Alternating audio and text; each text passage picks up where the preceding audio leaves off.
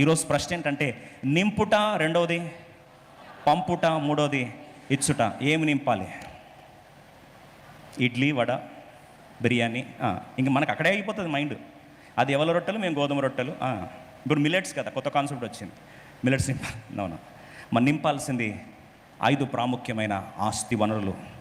5 ప్రాముఖ్యమైన ఆస్తులు మీ పిల్లలకి ఇవ్వండి. మీరు అనొచ్చు, ఏమి ఇవ్వాలి? గోల్డ్ ₹1,00,000 అయింది. అట్లా కాదు, మళ్ళీ అక్కడ వెళ్ళకండి దయచేసి. భౌతికమైన వాటి గురించి మాట్లాడలేదు. మన పిల్లలను ఆస్తి కర్తలుగా చేయమన్నాడు, కానీ ఆస్తి ఇవ్వమని చెప్పలే. ఎలా ఆస్తిని సంపాదించాలో దాన్ని వారికి నేర్పిస్తే ఆటోమేటిక్గా వాళ్ళు కోటీశ్వరులు అవుతారు. అయితే ఆస్తి కర్తలుగా వారిని చేయాలి అంటే, ఆస్తి పరులుగా వారిని చేయాలి అంటే, ఆస్తిని ఎలా సంపాదించాలో 5 మాటలు. 5 అంటే మనం ప్యాక్ చేసే క్యారియర్ బాక్స్లో 5 ఐటెంలు ఉండాలి. మొదటి ఐటెం 2 తిమోతి 1వ అధ్యాయం 5వ వచనం. ఈరోజు నీ బిడ్డలు సూచక్రియలుగా మహత్కార్యంగా ఉండాలంటే, I want to present you 5 ingredients of 5 signs and wonders which will transform your children and your family as one of the wonders of the world. ప్రపంచ అద్భుతాలుగా నీ కుటుంబాన్ని దేవుడు మార్చుకోవాలని ఆశ ఉంటే, నీ బిడ్డలను వేయాల్సిన 5 ప్రాముఖ్యమైన ఆస్తులు. ఆస్తి నెంబర్ 1, 2 తిమోతి 1వ అధ్యాయం 2 Timothy chapter 1 verse 5. 2 తిమోతి 1:5లో పౌలు రాస్తుంటాడు, తిమోతిని చూసి ఆధ్యాత్మికంగా అద్భుతాలు చేసే అతి గొప్ప దైవజనుడిగా తిమోతిని అభిషేకించినప్పుడు, ఆ తిమోతిలో ఒక ఎక్సెప్షనల్ విశ్వాసము ఎప్పుడైతే తిమోతిలో చూశాడో, అప్పుడు దేవుడు ముఖ్యంగా పౌలుని ప్రేరేపించినప్పుడు పౌలు రాస్తుంటున్నాడు. 2 తిమోతి 1:5 కలిసి చదువుదాం. ఆ విశ్వాసము మొదట నీ అవ్వ అయిన లోయలోను నీ తల్లి అయిన యూనికేలోను వసించెను. మొదటి విశ్వాసం ఎక్కడ స్టార్ట్ అయిందంటండి? అవ్వ దగ్గర స్టార్ట్ అయిందట. అవ్వ పేరు లోయి. రెండవది, అవ్వ ఇప్పుడు ప్యాక్ చేసింది తన ఆస్తిని, క్యారియర్ బాక్స్లో ప్యాక్ చేసి కూతురైన యూనికకి ఇచ్చిందట. ఏమిచ్చింది? ఏమిచ్చింది? నగలు కాదు, విశ్వాసం. ఇప్పుడు అవ్వ లూయి తన కూతురైన యూనికకి ఏమిచ్చిందండి? విశ్వాసం ఇచ్చింది. ఇప్పుడు యూనికే, ఈ తల్లి తన కొడుకైన తిమోతికి ఏమిస్తుంది? దాన్ని చదువుదాం. మొదట లోయలో, నీ అవ్వ అయిన లోయలో ఆ విశ్వాసం ఆరంభించి నీ తల్లి అయిన యూనికేలోనూ వసించెను. అది నీ యందు సహవసించుచున్నదని నేను రూఢిగా నమ్ముచున్నాను. I confidently say that the faith and the treasure of faith that you have has begun from your grandmother and now it has come to your mother and she has transferred this to your son and today the wonders are happening because of the faith which you got from your grandmother. ఒక మాటలో చెప్పాలంటే, నీ తల్లి, నీ యొక్క JG నుంచి, తర్వాత నీ తల్లి నుంచి ఆస్తి వస్తూ ఉంది. ఏంటి ఆస్తి? విశ్వాసం అనే ఆస్తి. దేవుడు నీ జీవితంలో అద్భుతాలు జరిగించాలంటే, పిల్లలకు కోటీశ్వరులు చేసినా సరే రాత్రికి అడగదినే వాళ్ళు అవుతారు. అదే కానీ నీ పిల్లలకు నువ్వు విశ్వాసం నేర్పించు. బైబిల్ సెలవిస్తుంది, నీతిమంతుడు విశ్వాసం వలన జీవిస్తాడు. అదేవిధంగా దేవుడు ఎన్ని అద్భుతాలు చేసినా సరే, ప్రతి అద్భుతంలో ఒక మాట అన్నాడు, నీ విశ్వాసము చొప్పున నీకు కలుగునుగాక, జరుగునుగాక. అంటే అద్భుతాలు కానీ, ఆశీర్వాదాలు కానీ, ఐశ్వర్యం కానీ డైరెక్ట్లీ ప్రపోర్షనల్ దేనికండి? విశ్వాసాన్ని. మన పిల్లలకి ఏమి ఇవ్వాలి? గట్టి చెప్పండి. నీ పిల్లలకి ఆస్తి, నీ పిల్లల క్యారియర్ బాక్స్లో ఖచ్చితంగా ఫస్ట్ ఐటమ్ ఉండాలి. ఏంటది? విశ్వాసం. నువ్వు విశ్వాసం ఇవ్వలేకపోతే, ఒక మాట చెప్తాను, విశ్వసించువాడు కలవరపడ్డాడు. విశ్వసించువాడు సియోను కొండవలే స్థిరంగా ఉంటాడు. విశ్వసించేవాడు అన్షేకబుల్ ఉంటాడు. యుద్ధం రాని, కళ్ళ ముందు సునామీలు రాని ఢీ కొట్టి నిలబడేవాడు ఎవడంటే విశ్వాసమును పొందుకున్నవాడే. అందుకో బైబిల్ సెలవిస్తుంది, కొండలను పెకలించు విశ్వాసం, కొండలను నూర్చు విశ్వాసమే మన విశ్వాసం. That's our faith. మన విశ్వాసం ఎలా ఉండాలంటే, పర్వతాలు తుత్తునీలుగా మార్చబడాలి, అడ్డుగా నిలిచిన పర్వతాలు చదునైపోవాలి.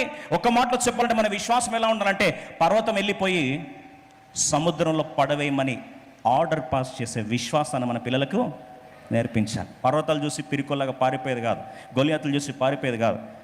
పర్వతాలు చూసి ఛాలెంజ్ చేసి, ఏ పర్వతమా, నడు పోయి ఎక్కడ పడాలి, సముద్రం పడుకొని కమాండ్ చేస్తే పోయి సమస్యలు, పర్వతాలు లాంటివి, గొలియాతు లాంటివి పోయి సముద్రంలో పడేసే విశ్వాసాన్ని ఇచ్చి చూడు.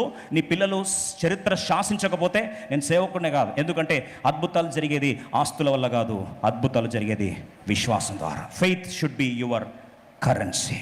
రెండవది, కీర్తన 78.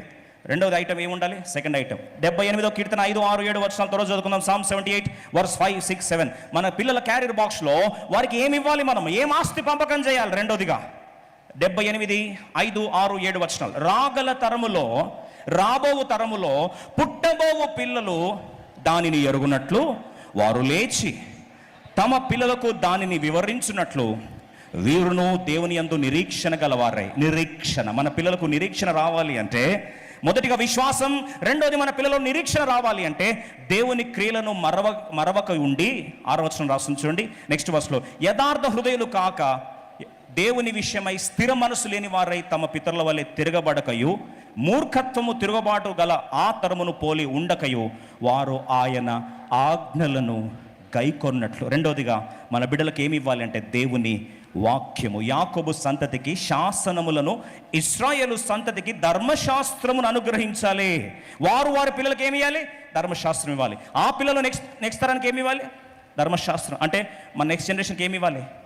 వాక్యం ఇవ్వాలి. వారు నెక్స్ట్ జనరేషన్కి వాక్యం ఇవ్వాలి. వారు నెక్స్ట్ జనరేషన్కి ఏమి ఇవ్వాలి? వాక్యం ఇవ్వాలి. ఆదిందు వాక్యం ఉండను, వాక్యం దేవుని వాక్యమే. ఎప్పుడైతే మన పిల్లలకు వాక్యం ఇస్తామో అప్పుడు వారికి ఏమొస్తుందంటే నిరీక్షణ వస్తుందంట, హోప్ వస్తుందంట. Don't make your children hopeless, make them full of hope. And hope can come only through word of God. దేవుని వాక్యం మన హృదయంలో సమృద్ధిగా నివసింపనీయుడి. మన పిల్లలకి ఏమి ఇవ్వాలండి? దేవుని వాక్యం ఇవ్వండి. ఎప్పుడైతే దేవుని వాక్య ప్రత్యక్షత ఇస్తారో వారికి నిరీక్షణ కూడా ఆ స్థాయిలో ఉంటుంది. ఆ నిరీక్షణ ఉంటే పిల్లలు అలా అర్ధాంతరంగా అసూలు బాసే పరిస్థితి ఎవరికి రాదు. ఎందుకంటే ఆ నిరీక్షణ ఎప్పుడు మనల్ని సిగ్గుపరచదు.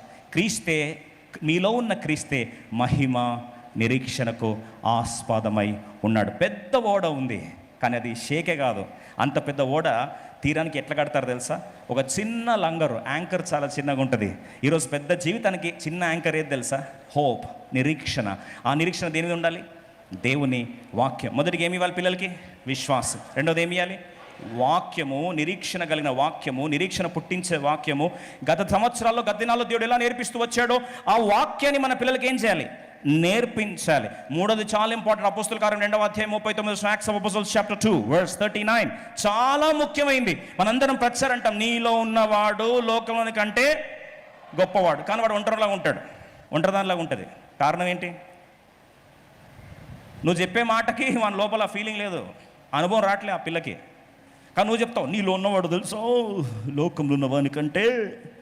నువ్వు అంటావు, తర్వాత నా జీవితం అది ఎందుకు ఇట్లా అయింది పాపం. వాడు ఏడుపు మామూలు ఏడుపు కాదు. ఎందుకుంటారు అట్లా? కలిసి చదువుదాం రండి.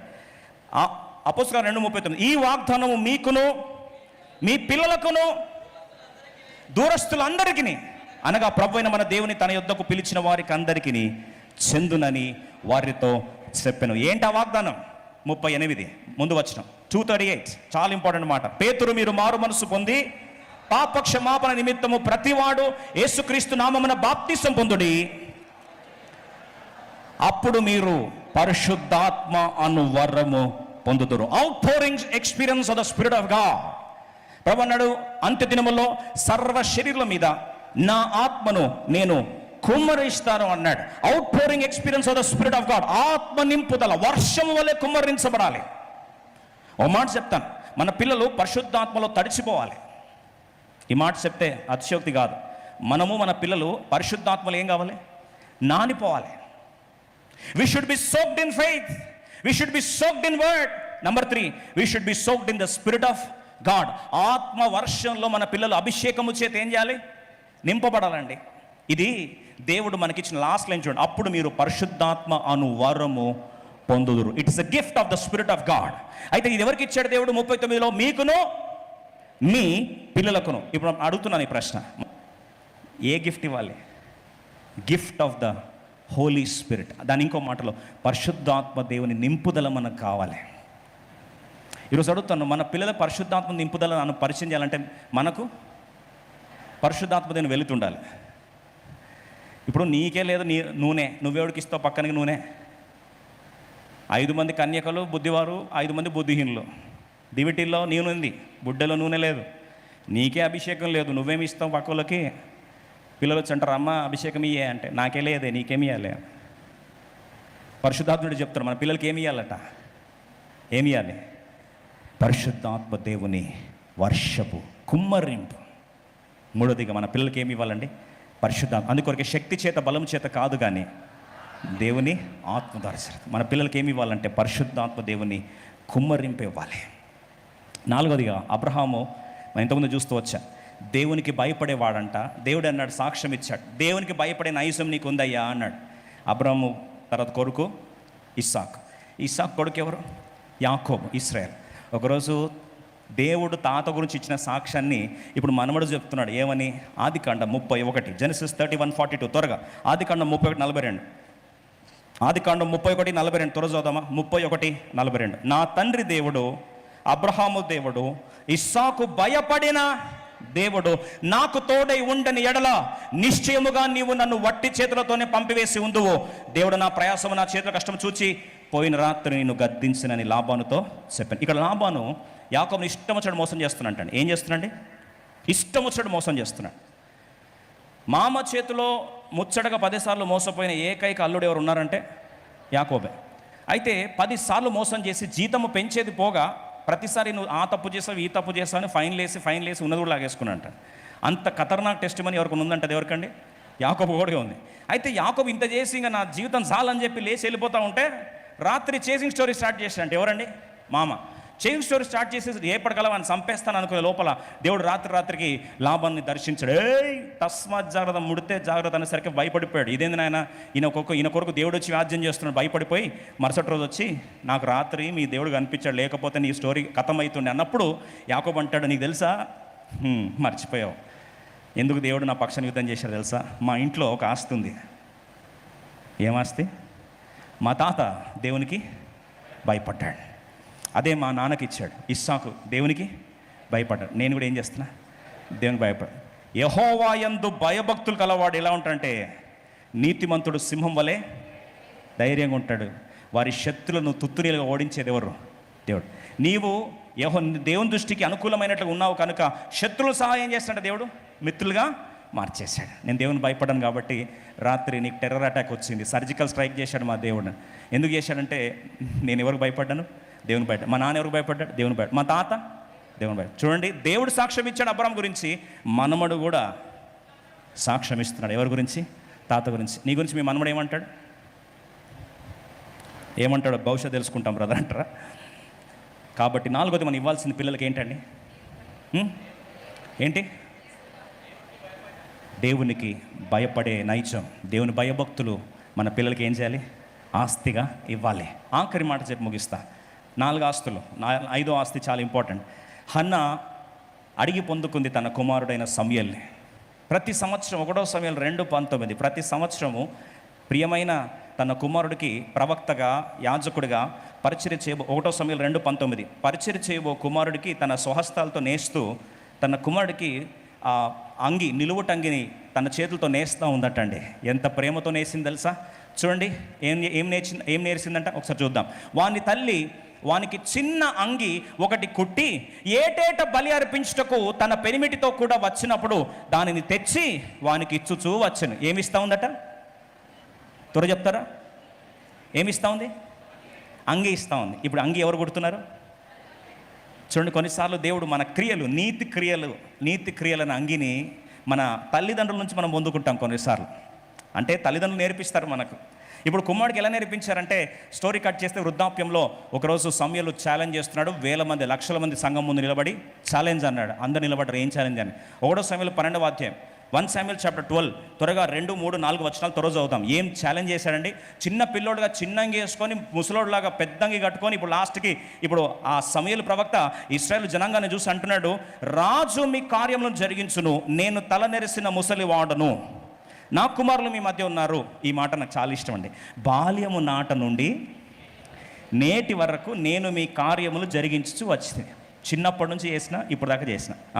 స్టోరీ బాగుంది. 3వ వచనం, ఇదిగో నేనున్నాను, నేను ఎవని ఎద్దైనను తీసుకొంటినా, ఎవని గార్ధమమునైనా పట్టుకొంటినా, ఎవనికైనా అన్యాయం చేసేదినా, ఎవనైనా బాధ పెట్టినా, న్యాయము నాకు అగపడకుండా ఎవని ఎద్దునైనాను లంచము పుచ్చుకొంటినా, అలాగూ చేసిన యెహోవా సన్నిధిన ఆయన అభిషేకము చేయించిన వాని ఎదుటను వాడు నా మీద సాక్ష్యము పలకవలను. ఎవరుంటే డేర్, కమ్ అండ్ ఛాలెంజ్, వచ్చి 2 రుజువులు తీసుకొని రండి అని. అప్పుడు నేను మీ ఎదుట దానిని మరలా మీకు ఇచ్చేదను, మళ్ళీ మీకు ఇచ్చేస్తా, రెస్టోర్ చేస్తా అన్నాడు. 4వ వచనం చూడండి. ఈ మాట చెప్పిన తర్వాత అన్ని లక్షల మంది ముందు ఛాలెంజ్ చేశాడు. చిన్నప్పటి నుంచి నా యథార్థత మీకు తెలుసు, మా ఇంటిగ్రిటీ, ఎక్కడ కోసినా సరే యథార్థత వస్తుంది, ఎక్కడ ఛాలెంజ్ చేస్తున్నా నా మీద ఏమన్నా మచ్చ చూపిస్తారా అని చెప్పి సమయంలో చదివితే నీవు మాకు ఏ అన్యాయమైనను ఏ బాధనైనను చేయలేదు, ఏ మనిషి వద్ద కానీ నీవు దేన్నైనా తీసుకొని లేదని వారు చెప్పక, అయ్యా 100% పర్ఫెక్ట్ అయ్యా నువ్వు. ఏం టెస్ట్ మనీ కదండి. తల్లి బిడ్డకి ఏం నేర్పిస్తుందంటే, బహుశా మనముంటే ఏం నేర్పిస్తుంది తెలుసా? అరే సమయంలో నాన్న నేను చాలా కష్టపడి నేను ఏం చేశాను రా, నిన్ను అన్నాను రా. నువ్వు అంటున్నప్పుడు ఆ ముసలోడు ఉన్నాడు కదా, నీ గురువులా ఉంటాడు అక్కడ, ఏలి మస్తు బద్మాష్గా మాట్లాడాడు. నన్ను అన్నను కూడా మాటలు అన్నాడు. ఏమన్నాడు తెలుసా? నన్ను తాగుపోతున్నాడు ఇదన్నాడు అన్నాడు. ఆయనకి సుక్కలు చూపి నువ్వు శబాష్ బిడ్డ అట్లుండాలి నువ్వు తెలుసా, పగ సాధించాలి. రెండోందన్న నన్ను ఊరికే పొమ్మని లేక పొగబెట్టింది ఎవరు? పెనిన్న. ఆ పెనిన్న అని మాత్రం రా ఏడవాలరా, అది ఎట్లా ఏడవాలంటే అట్లా ఏడవాలి, అట్లా ఏడిపిరా, మస్తు బాధ పెట్టిందిరా నన్ను అని పిల్లలకి ఏం చేస్తామండి? ఈ రాజకీయాలు నేర్పిస్తాం. అదేం నేర్పిల్లంటే, వద్దు నాయన ఏమద్దు, పెనిన్న ఉన్నందుకే నువ్వు పుట్టావు, ఆ ఏలెట్ అన్నందుకే నాకు అన్నిటి బాధతో దేవుడి నుంచి నిన్ను అడిగి పొందుకున్నా, ఆ ఏలెట్ ఉన్నందుకే దేవుడిని తీసుకొచ్చాడు. మంచిగా బిడ్డకి ఏం చేస్తాండి? యథార్థతను నేర్పించింది. స్టోరీ కట్ చేద్దాం. ఎప్పుడు పాజిటివ్ ఎగ్జాంపుల్ చెప్తే ఏం బాగుంటుంది? ఇంకొక తల్లిని పరిచయం చేస్తాం. 1 నంబర్ కంత్రి. ఆదికాండం 27వ అధ్యాయం 16వ వచనం. జెనసిస్ 27:16. ఎందుకంటే మనము పాజిటివ్ ఎగ్జాంపుల్స్ కంటే నెగిటివ్ ఎగ్జాంపుల్స్ ఎక్కువ కనెక్ట్ అవుతాం. ఆదికాండం 27:16. ఇప్పుడు ఇక్కడ ప్లాస్టిక్ సర్జరీ చేసిన మొట్టమొదటి డాక్టర్, ప్లాస్టిక్ సర్జన్ ఎవరు ఉన్నారా అంటే, ఎస్ యువర్ ఆనర్ అని ముందుకు వస్తుంది రెబెకా తల్లి. ఆ మాతృమూర్తి ఫస్ట్ టైం ఏం చేసింది తెలుసా అండి? ప్లాస్టిక్ స్కిన్ గ్రాఫ్టింగ్ సర్జరీ ఎవరైనా చేస్తారా? ఇప్పుడు చెప్తున్నారు డర్మటాలజిస్టులు, మేము ఇప్పుడు లేజర్ టెక్నాలజీ అని ప్లాస్టిక్ సర్జన్స్ వచ్చేసారు. స్కిన్ గ్రాఫ్టింగ్ అండి, ఎక్కడో ఉన్న స్కిన్ తీసి బేబీ స్కిన్ లాగా మీ స్కిన్ని మార్చేస్తాము, బొటాక్సులు చేస్తాం. ఇప్పుడు వచ్చింది ఆఫ్టర్ ఆల్. అప్పుడు చేసింది ఎవరు? Doctor Rebecca. ఏమని తెలుసా? రండి చూద్దాం. రెబెకా వాటిని తీసి తన చిన్న కుమారుడకు యాకోబునకు తొడిగించి ఆ మేక పిల్లల చర్మములతో అతని చేతులను అతని మెడ మీద మునుపు భాగమును కప్పివేసి మంచి స్టిచ్చింగ్ చేసిందంట. హన్న ఏం స్టిచ్చింగ్ చేసింది? నిలువుటంగి యథార్థతను స్టిచ్ చేస్తే రెబెకా ఏం స్టిచ్చింగ్ చేసింది తెలుసా? మోసాలు, నేరాలు, ఘోరాలు, అబద్ధాలు, ఎవరిని ఎట్లా మాయ చేయాలి, ఎవరిని ఎట్లా ముంచాలి, మన భాషలో మ్యానిపులేషన్లు అన్నీ నేర్పించింది. ఎవరికి? యాకోబ్కి. మంచి గుట్టి, నాన్న ఒక్కసారి చెయ్యూపు, పర్ఫెక్ట్గా ఉంది బేట, దగ్గర స్మెల్ కూడా కరెక్ట్గా ఉంది, లెఫ్ట్ హ్యాండ్తోరా ఈ చెయ్యి ఇట్లా ఊపు, అంతా. ఇప్పుడు కొద్దిసేపు బాగా బరువు ఎక్కిన కదా, కొద్దిసేపు అటు ఇటు వాకింగ్ చేయి, పడట్లేదు, నలిపడం, ఫిట్టింగ్ బాగుందా? ఫిట్టింగ్ బాగుంది, ఓకే, నీట్ అయిందా? నీట్గా అయింది, చలో ఇప్పుడు వెళ్ళి నువ్వు మోసం చేయపో. ఎవరిని? నాన్నని మోసం చేయపో. ఏక్ నంబర్ కంత్రిగా ఏం నేర్పించిందండి? మ్యానిపులేషన్ నేర్పించింది, ఎట్లా మోసం చేయాలని నేర్పించింది, అబద్ధాలు ఎట్లా చెప్పాలని మనం కూడా నేర్పిస్తాం. అమ్మా ఇంటికి వచ్చారు సేవకుడు అంటే, లేనని చెప్పురా, లేనని చెప్పు. అదేంది మా బెడ్రూమ్లో కదా అంటే, లేనని చెప్పరా. వాడొచ్చి, అమ్మ లేరు, మాకు తెలీదు, లేదు తెలీదు. ఏం నేర్పిస్తున్నావు నువ్వు?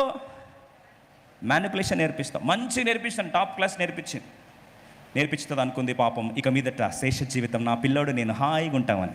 విషాదకరం మాట ఏంటంటే, ఆ రోజే తల్లి కొడుకుని చూసిన ఆఖరి రోజు. ఆ రోజు తర్వాత తల్లి ఎప్పుడు కూడా కొడుకు కనపడకుండా, కొడుకు ఎప్పుడు తల్లి కనపడకుండా శాశ్వతంగా ఏమయ్యాడండి? దూరం అయిపోయాడు. ఒంటరితనం ఛేదిస్తూ ఉంది ఆ తల్లిని. నా పిల్లోని హక్ చేసుకొని హాయిగా పడుకుంటే బాగుండంటే ఒకడేమో హంతకుడై దేశదిమరై తిరుగుతూ ఉన్నాడు, ఇంకోడేమో శాశ్వతంగా తల్లికి దూరం అయిపోయి తిరిగి రాని లోకాలకు వెళ్ళిపోయినట్లు తన తల్లి ఎప్పుడు కూడా ఒంటరిగా బతికిపోయింది.